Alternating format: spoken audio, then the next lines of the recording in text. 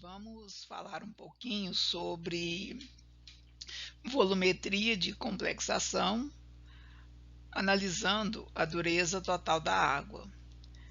A quantidade de sais minerais presentes na água é denominada de sólidos totais dissolvidos e compõe a dureza total da água. Ou seja, água dura é aquela com uma concentração elevada de sais de cálcio e magnésio que causam uma série de inconvenientes. A maior parte das reservas de água doce existente no planeta é considerada imprópria para beber e uma porcentagem não pode servir a outros tipos de consumo humano. A água que recebemos na nossa casa, ela precisa ser tratada por empresas concessionárias ou sistemas próprios. E pelo menos em tese, ela deveria sair nas nossas torneiras quando já tivesse sido tratada e se tornado potável. Na prática, ela pode vir com alto teor de alguns minerais e outras substâncias, o que pode complicar a sua utilização, gerando vários transtornos no nosso dia a dia.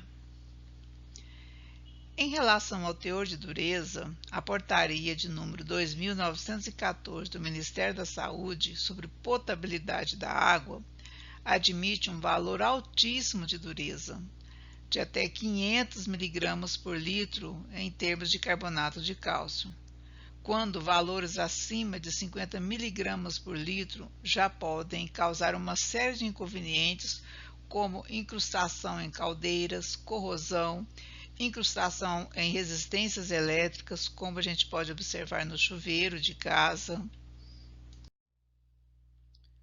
Quando falamos em dureza total da água, a gente vai se referir então que dureza está relacionada com a quantidade de bicarbonatos, de carbonatos, de sulfatos ou cloretos de cálcio e magnésio que se encontram dissolvidos na água. Quanto maior for a quantidade desses sais dissolvidos na água, mais dura esta água será considerada. Podemos ver aqui à direita algumas incrustações nessa tubulação aqui, por exemplo, que está relacionada com uma dureza, que apresenta então um alto teor desses íons dissolvidos na água. Então essas incrustações, elas vão diminuindo o diâmetro da tubulação, o que pode ser muito perigoso, vindo até a causar explosões. Então, alguns contratempos, algumas complicações que uma água dura pode trazer. Ela pode manchar as roupas, pode manchar também os vasilhames, os acessórios que a gente tem, os utensílios que são lavados com uma água de torneira que não for tratada e que tenha excesso de cálcio e magnésio. Pode causar também ressecamento da pele, ressecamento dos cabelos, quando se utiliza para o banho uma água calcária, ou seja, rica em carbonato de cálcio. Esses íons, cálcio e magnésio, na forma de carbonatos, eles podem ir provocando incrustações no interior da tubulação, vindo a entupir os canos, os chuveiros, torneiras, conexões hidráulicas, porque esses sais são de baixa solubilidade, então eles precipitam e começam a se acumular então nas paredes internas da tubulação, principalmente onde tem água quente, que aumenta um pouco a solubilidade e ao resfriar diminui a solubilidade, então vai se formando essas incrustações no interior da tubulação. Isso pode vir a causar acidentes graves, inclusive explosões devido à pressão que vai gerando dentro da tubulação. Outra consequência é a corrosão acelerada de componentes elétricos devido à presença desses sais na água. Uma forma de diminuir essa dureza da água é promover a remoção da dureza da água através de reagentes, por exemplo, soluções ácidas, elas dissolvem essas incrustações, ou diminuir a dureza da água no processo que é chamado de abrandamento. A dureza da água, ela pode ser permanente, não carbonatada, e temporária quando ela é carbonatada. Deve-se respectivamente ao teor de sulfatos de cloreto de cálcio e de magnésio e ao teor de hidrogeno carbonatos, que são os chamados também bicarbonatos, e carbonatos de cálcio e magnésio. Quando o teor da dureza é superior à soma dos carbonatos e bicarbonatos alcalinos, ocorre a precipitação do carbonato de cálcio ou carbonato de magnésio, pode ser os dois, que são de baixa solubilidade, e a dureza equivale então à alcalinidade total, sendo designada de dureza carbonatada ou dureza temporária. Por outro lado, quando ocorre a combinação dos íons cálcio e magnésio com os íons cloretos, nitratos e sulfatos, ela é denominada de dureza não carbonatada ou dureza permanente, a qual não é eliminada por fervura. Então, os íons cloretos, nitratos de magnésio e de cálcio são sais solúveis. Quando o teor é inferior ou igual à soma dos carbonatos e bicarbonatos alcalinos, a dureza total ela é considerada, nesse caso, de dureza temporária. Uma água será designada como dura quando ela apresentar tendência à formação de sais insolúveis. Ao contrário, uma água que apresenta teores reduzidos desses sais de baixa solubilidade, ela é denominada de água macia ou água mole. A dureza, ela geralmente é expressa em miligramas por litro de carbonato de cálcio, em graus franceses, em graus alemães, entre outros. De acordo com a Organização Mundial de Saúde, nós temos a seguinte classificação. Uma água é considerada muito dura se nós tivermos um teor maior do que 180 miligramas por litro de carbonato de cálcio. Será considerada dura se nós encontrarmos de 120 a 180 miligramas de carbonato de cálcio. Já se o teor de carbonato de cálcio ficar entre 60 e 120 miligramas por litro, nós teremos então uma água moderadamente dura. Quando o teor de carbonato de cálcio estiver inferior a 60 miligramas por litro, nós teremos então uma água macia. Então essa é a classificação de acordo com a Organização Mundial da Saúde. Existem outras classificações que podem ser encontradas na literatura, mas todas elas vão girar mais ou menos ou se aproximar desses valores. Uma água com dureza acima de 180 mg por litro de carbonato de cálcio, ela poderá induzir a formação de incrustações nas canalizações, e com isso vai diminuir o diâmetro dessa tubulação, podendo vir a causar uma pressão forte, vindo inclusive a provocar arrebentar, esse cano, uma explosão. A água com valores acima de 300 mg por litro de carbonato de cálcio, ela poderá apresentar sabor desagradável, além de outros inconvenientes no uso doméstico. Ela vai fazer, por exemplo, com que haja um consumo exagerado de detergente, porque como ela não forma espuma, a tendência é usar mais detergente para ver se consegue formar a espuma, que é o que vai retirar a sujeira ou a sujidade daquele material. Vai provocar também incrustações nas caldeiras e qualquer outro dispositivo onde ela seja aquecida, principalmente onde nós temos as resistências elétricas, que passa água, no caso do chuveiro, por exemplo. O Decreto-Lei número 306 de 2007, de 27 de agosto, estabelece o regime da qualidade da água que é destinada ao consumo humano, cujo objetivo é proteger a saúde humana dos efeitos nocivos resultantes da eventual contaminação dessa água.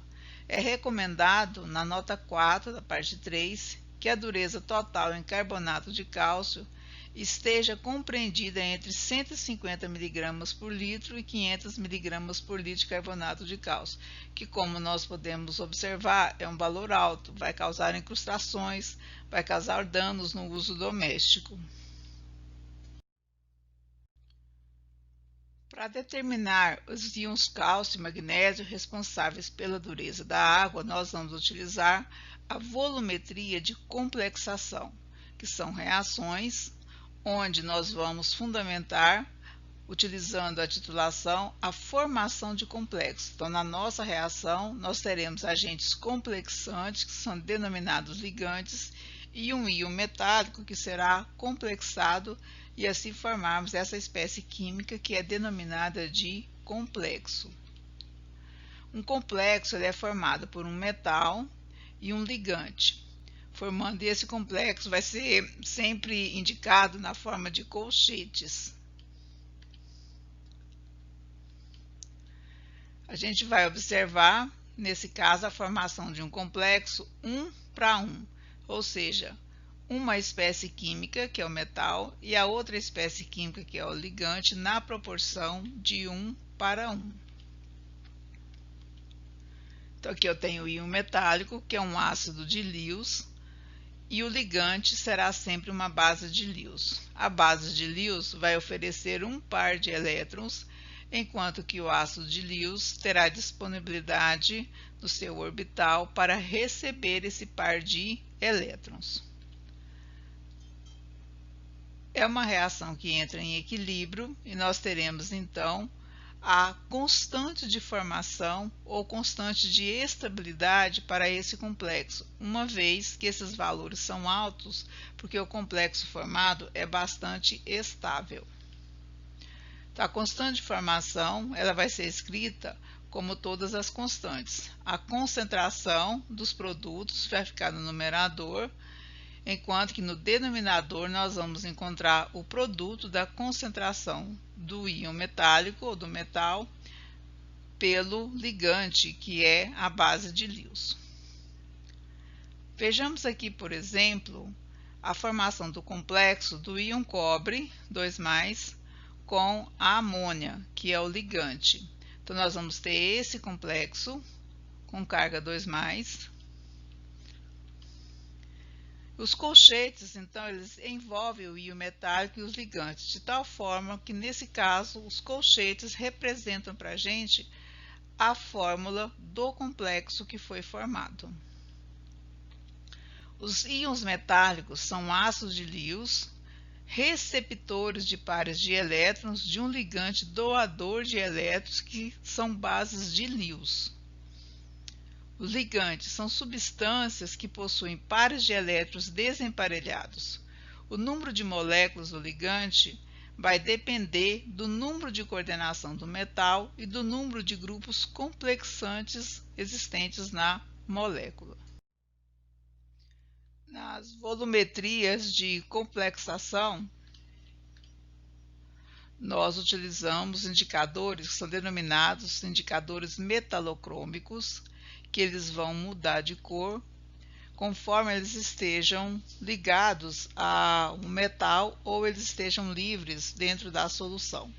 Então, um dos indicadores mais utilizados é o negro de heliocromo T, que apresenta 3 prótons ionizáveis na molécula e cores diferentes se ele estiver protonado ou se ele estiver desprotonado. Quando o indicador está ligado ao metal, ele fica de coloração vermelha. O agente complexante, que nesse caso é o EDTA, é de coloração incolor. E à medida que ocorre a titulação, o EDTA vai complexando com o metal e vai liberando o indicador. Quando ocorre toda a complexação do metal, o indicador vai ficar livre na solução, ele vai mudar então de coloração vermelha, que é o indicador complexado com o metal, para a coloração azul, que é o indicador livre na solução. Então, essa mudança de cor vai indicar o ponto final da titulação ou o ponto de viragem. Então, nas titulações com EDTA, na presença do indicador, É importante que o pH seja ajustado em pH 10 para que esta forma azul do indicador seja visível e predomine na ausência do íon metálico, e também para provocar a ionização completa do EDTA. Esse indicador negro de adiocromo T, ele é utilizado na determinação da dureza da água, onde a gente vai quantificar cálcio e magnésio. Nós vamos observar essas seguintes alterações. Então, nós teremos a água. Quando nós adicionarmos na água o indicador vai complexar com o metal existente na água e vai ficar então de coloração rosada ou coloração vinho. À medida que o agente titulante, que é o EDTA, vai entrando em contato com essa solução, ele vai reagindo com o metal e vai liberando o indicador, de tal forma que quando o indicador estiver sido completamente dissociado do metal, ele vai adquirir então a coloração azul. Vamos avaliar então a titulação com EDTA, considerando a formação do complexo de cálcio EDTA, onde nós vamos ter esse seguinte equilíbrio e poderemos escrever essa constante de formação para este equilíbrio. O complexo do cálcio com o EDTA, e no denominador nós teremos a concentração de cálcio vezes o EDTA completamente ionizado. Então, aqui é o processo, utilizando da titulação, a solução titulante é o EDTA, e na amostra nós teremos, nesse caso vai ser água, e nessa água, se nós tivermos um metal, ao colocar o indicador, nós teremos a coloração rosada. A dissociação do complexo ela pode ser representada da seguinte forma. Apesar de ser um complexo bastante estável, mas alguns íons podem estar presentes, porque é um sistema que está em equilíbrio. Então, nós vamos encontrar todas as espécies provenientes da ionização do ácido etileno diamino tetraacético, que aqui nós estamos representando por H4, porque ele tem 4 hidrogênios ionizáveis, e o ânion restante dessa ionização a gente vai representar por Y. Então, essa ionização ela vai acontecer em etapas. Então, ioniza um hidrogênio, depois ioniza o outro, depois vai ionizando, formando essas espécies, até a ionização completa, formando o ânion com carga 4+. Aqui nós temos os valores das constantes de ionização. A primeira ionização é o maior valor, é mais fácil de ionizar. À medida que os hidrogênios vão sendo ionizados, o íon fica com carga negativa e nós vamos ter aqui uma maior atração dos prótons remanescentes nesta estrutura, ou nessa espécie química, de tal forma que as constantes vão ficando cada vez menores, até nós chegarmos na ionização completa, que é o ânion com carga 4-. Aqui nós temos a forma como representar essa constante de formação vezes alfa, que é o grau de ionização completo. Então, a constante de K', que é denominada de formação, vai ser representada, então, pela concentração do complexo, dividido pelo produto da concentração dos íons cálcio, nesse caso que é o metal, vezes a concentração de todas as espécies, representada aqui na forma de H4Y, que é o EDTA. Então, aqui nós temos a molécula do complexo do cálcio, e essa molécula que envolve o cálcio é, então, a molécula do complexo de cálcio com EDTA. Para realizarmos essa volumetria de complexação, nós vamos preparar uma solução de EDTA de uma concentração mais alta, que é denominada solução estoque. Então, será preparada uma solução de EDTA na concentração 0,1 mol por litro. Para isso, nós vamos pesar 37,3 gramas do sal de EDTA, dissolver em um pequeno volume de água e transferir quantitativamente para um balão de 1000 ml, acertar o menisco, homogeneizar, transferir para um frasco plástico, né, e rotular. Não deve ser acondicionado em frasco de vidro. Então, aqui nós temos o processo da preparação da solução. Então, vamos pesar a massa do sal de EDTA. Ele é fornecido na forma de um sal disódico, porque é mais solúvel. O ácido etileno de amino tetraacético, EDTA, é de baixa solubilidade. Então, nós trabalhamos com um sal disódico, que é denominado sal de EDTA ou simplesmente EDTA. Então, faremos a dissolução dessa massa pesada por agitação, ele é bem solúvel. Esse material dissolvido será transferido para o balão volumétrico de 1000 ml, completado até o traço de aferição, tampado, invertido várias vezes suavemente para fazer a homogeneização da solução e em seguida ser transferido para um frasco de polietileno, onde nós vamos então fazer a identificação desta solução. Na determinação da dureza da água, nós vamos trabalhar com uma solução mais diluída. Então, a solução que nós preparamos do EDTA, que é chamada de solução estoque, 0,1 mol por litro, será diluída para 0,01 mol por litro.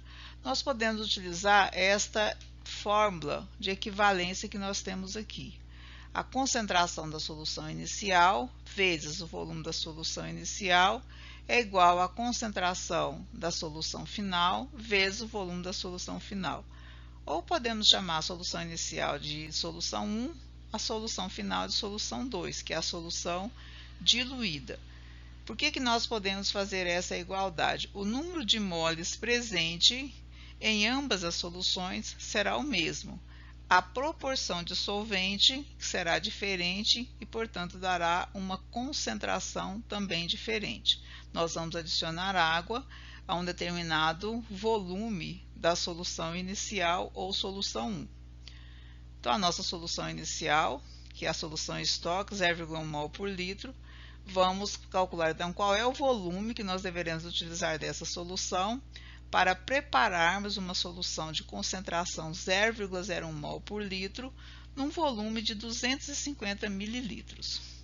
Então, chegamos a esse resultado após fazer os cálculos. Nós deveremos então utilizar 25 ml, que nós denominamos de alíquota, da solução estoque, cuja concentração é 0,1 mol por litro, para prepararmos a nossa solução de trabalho, cuja concentração será 0,01 mol por litro. Então, aqui nós temos o procedimento a ser feito. Então, nós vamos pegar essa alíquota de 25 ml, transferir para o balão de 250 ml, completar até o traço de aferição com água destilada, fazer a homogeneização desta solução, transferir para um frasco de polietileno e rotular. Esta solução de EDTA 0,01 mol por litro necessita de ser padronizada, ou seja, nós precisamos saber exatamente qual é a concentração desta solução. Para isso, nós vamos fazer a padronização. Nós vamos utilizar 50 ml de água, vamos transferir para um Erlenmeyer. Nesse Erlenmeyer, nós vamos adicionar 10 ml da solução tampão, com uma pipeta volumétrica. Vamos pesar o indicador, que é o negro de heliocromo T, transferir para o Erlenmeyer e dissolver esse indicador. Nós vamos utilizar como agente que vai padronizar essa solução de EDTA 25 ml de uma solução padrão de cálcio, contendo 100 ppm de íons cálcio. Então, esse volume será transferido numa pipeta volumétrica para o Erlenmeyer. Assim que entrar em contato com essa solução do Erlenmeyer, onde tem o indicador, os íons metálicos, os íons cálcio, vão então vão complexar, né, com esse indicador que é o heliocromo T, e nós teremos a coloração rósea ou coloração rosé. Vamos então fazer a titulação com o EDTA 0,01 mol por litro, até que o EDTA complexe todos esses íons cálcio da solução padrão. Nós teremos então aqui cálcio indicador. À medida que o EDTA vai complexando com os íons cálcio, nós teremos então o desaparecimento da coloração rósea, porque nós passamos a ter o indicador livre na solução, onde ele tem coloração azul. Então, o ponto de viragem será fornecido pela mudança de coloração para um azul puro. Uma vez que a solução de EDTA está padronizada, nós poderemos agora utilizá-la para fazer a medida da dureza da água. Então, nós poderemos fazer essa análise em duplicata ou triplicata da seguinte forma. Vamos medir uma alíquota de 50 ml da água que nós tivermos para analisar. No nosso caso, utilizaremos a água da torneira do laboratório. A essa alíquota, nós vamos adicionar 1 ml do tampão pH 10 para garantir que o pH da solução fique nesse valor 10, que vai provocar a ionização do EDTA quando entrar em contato então com essa solução. Vamos adicionar o indicador. Caso tenha íons cálcio ou magnésio nessa água, nós veremos a coloração rósea. E vamos então iniciar a titulação com o agente titulante, que é o EDTA, até que haja a mudança de coloração de róseo para azul, que vai mostrar o ponto final da reação. Então, aqui nós vamos ter o metal combinado com o indicador, fica de coloração rósea. À medida que o EDTA vai entrando em contato com essa solução, ele vai deslocando o metal do indicador e o indicador passa então a ficar livre, porque vai formar um complexo mais estável do EDTA com o metal. E a coloração de vermelho, rosado ou rosé vai passar para azul no ponto final, ou ponto de viragem. Aqui nós temos a fórmula que vai nos permitir calcular então qual é a dureza total, que já vai ser fornecida em miligramas por litro de carbonato de cálcio. Então, esses aqui foram os dados obtidos no experimento que foi realizado e que vocês vão assistir agora na gravação.